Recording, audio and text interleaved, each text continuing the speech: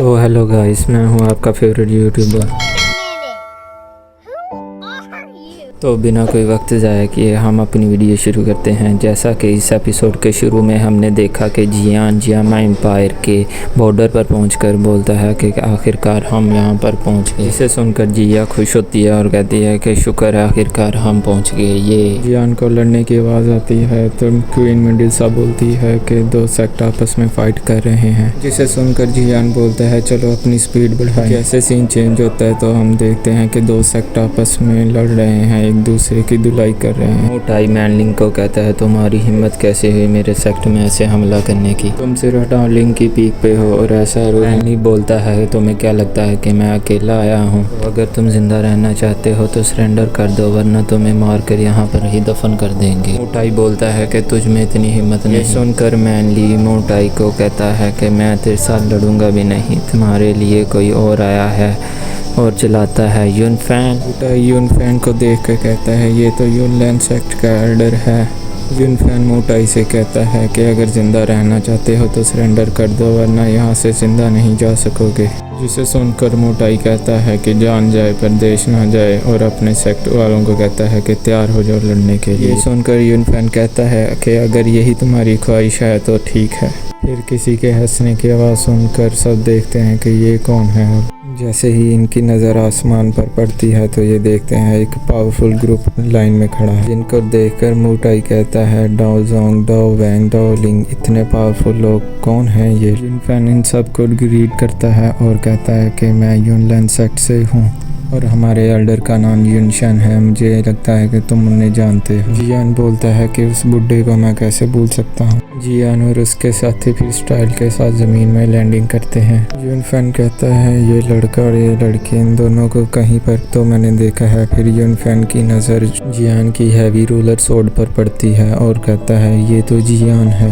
जो भी ये सुनता है कि जियान अभी जिंदा है, ये जियान है, तो सब हैरान हो जाते हैं। मोटाई सुनकर कहता है क्या ये सच में जियान है और उसकी तरफ देखना शुरू कर दे। जियान फिर मोटाई की तरफ जाता है और उन्हें ग्रीट करता है कि एल्डर आपने मुझे आज से 3 साल पहले जियामा एम्पायर से भागने में मदद की थी, जिसके लिए आपकी फैमिली का शुक्रगुजार होऊंगा और फ्यूचर में आपको मैं इसका बदला ज़रूर दूंगा। ये सुनकर मोटाई कहता है जियान क्या ये सच में तुम ही हो? तो जियान कहता है जी हाँ ये मैं ही हूँ।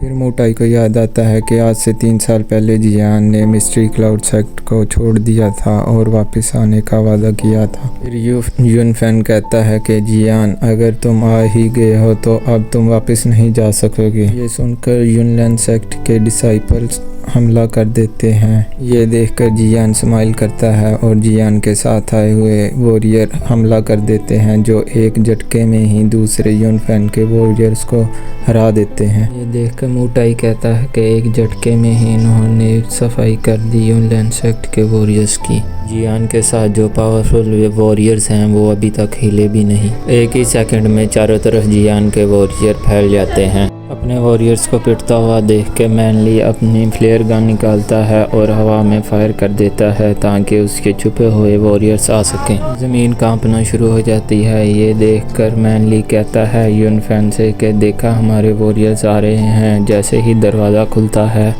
तो जियान का भाई सामने खड़ा होता है और कहता है कि मैंने बाहर सबको संभाल लिया है, टेंशन लेने की कोई ज़रूरत नहीं, बाहर सबको साफ़ कर दिया है। देखकर यूनफैन मैनलिंग को कहता है कि मैं इन्हें संभालता हूँ और जाके तुम सेक्ट को इन्फॉर्म करो। यूनफैन भी अपने विंग्स निकालता है और आसमान में खड़ा होकर अपनी फॉर्मेशन क्रिएट करता है, जिसमें उसकी चारों तरफ उसकी स्वॉर्ड्स आ जाती हैं। दूसरी तरफ जियान अपने स्पिरिचुअल पावर से मैनलिंग को रोकता है। यूनफैन अपनी मल्टीपल स्वॉर्ड से हमला कर देता है, जिसे जियान अपनी हेवनली फाइट से रोक देता है। जियान मैनलिंग को ज़मीन पर पटक देता है। ये देखकर यूनफैन भाग रहा होता है। जिया बोलती है कि वो भाग रहा है, मैं मदद करती हूँ। तो जियान कहता है रुको, अगर मैं इन दोनों को नहीं रोक सका तो मैं युनशन को कैसे रोकूंगा। ये बोलते ही जियान युनफैन के सामने खड़ा हो जाता है और बोलता है कि इस स्पीड से तुम मेरे से नहीं भाग सकते। जियान युनफैन के लात जड़ देता है और युनफैन आकर ज़मीन पर क्रैश लैंडिंग करता है। युनफैन बड़ी मुश्किल से खड़ा होता है और जियान से कहता है कि जियान, अगर तुमने आज मुझे मार दिया तो युनलैंड सेक्ट तुम्हें कभी माफ़ नहीं करेगा और तुम्हें भी मार देगा। ये सुनकर जियान कहता है, इसके बाद मैं युनलैंड सेक्ट ही वापस जाऊंगा। और जियान हेवनली फायर से युनफैन पर हमला कर देता है, जिससे युनफैन का काम तमाम हो जाता है। ये सब देख के मिस्ट्री क्लाउड सेक्ट के वॉरियर अपने हथियार फेंक देते हैं और बोलते हैं कि हमें जाने दो, हमें माफ़ कर दो। और जैसे ही सीन चेंज होता है तो हमें दिखाया जाता है एक कमरा जिसमें जियान, मोटाई और जियान का भाई बैठे होते हैं। जियान मोटाई को कहता है कि शुक्रिया, आपने आज से 3 साल पहले मुझे मिस्ट्री क्लाउड सेक्ट से भागने में मदद की थी। मोटाई खड़ा होकर जियान को ग्रीट करता है और कहता है, कोई बात नहीं, आपका भी शुक्रिया। अगर आप आज मेरी मदद ना करते तो मैं आज मिस्ट्री क्लाउड सेक्ट के हाथों मारा जाता। जियान मोटाई से कहता है कि मुझे 3 साल हो गए हैं जियामा एम्पायर छोड़े हुए, तो क्या आप मुझे बता सकते हैं कि मेरे बाद इधर क्या क्या हुआ और क्या हो रहा है। ये सुनकर मोटाई कहता है, पहले आप चाय पी लें, फिर मैं आपको सारी बात बताऊंगा। तो जियान और गीली चाय की एक चुस्की लगा लेते हैं। फिर मोटाई बताता है कि इन कुछ सालों में जियामा एम्पायर में काफ़ी कुछ चेंजेस आए हैं और मिस्ट्री क्लाउड सेक्ट ने काफ़ी आतंक मचाया हुआ है। आपके जाने के बाद ही मिस्ट्री क्लाउड सेक्ट के वॉरियर्स काफ़ी ज़्यादा पावरफुल और एग्रेसिव हो चुके थे। मिस्ट्री क्लाउड सेक्ट के वॉरियर अलग अलग सेक्ट में जाते और अपना आतंक मचाते वहाँ पर। यहाँ तक कि रॉयल फैमिली और दूसरे पावरफुल क्लैन को भी पता था कि युनलैंड सेक्ट दूसरे सेक्ट पर हमला कर रहा है और उन्हें तबाह कर रहा है, पर युनशन के डर की वजह से सब चुप थे, जिसकी वजह से युनलैंड सेक्ट की हिम्मत और बढ़ी और उन्होंने जियो फैमिली को पूरी तरह से तबाह कर दिया।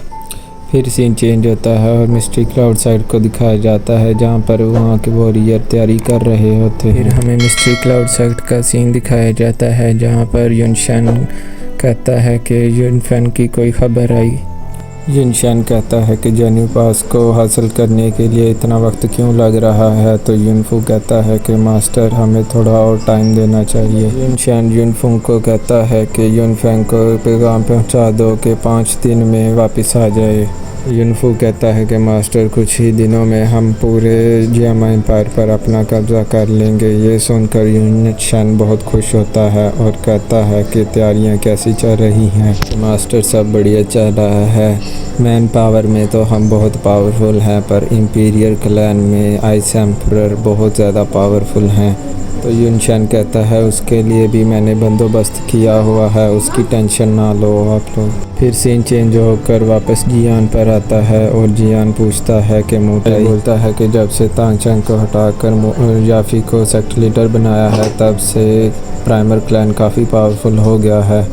जियान सोचता है कि मैंने नहीं सोचा था कि याफी एक दिन प्राइमर क्लैन की लीडर बन जाएगी, और अभी तो याफी को 2 साल हो चुके हैं सेक्ट लीडर बने हुए हैं, जिसकी वजह से प्राइमर क्लैन काफ़ी ज़्यादा पावरफुल हो गया है, जो टॉप के 3 क्लैनों में आता है। गिली पूछता है कि मोटाई पहले युन क्लैन सेक्ट लीडर थी, तो अब युनशन ने उसके साथ क्या किया।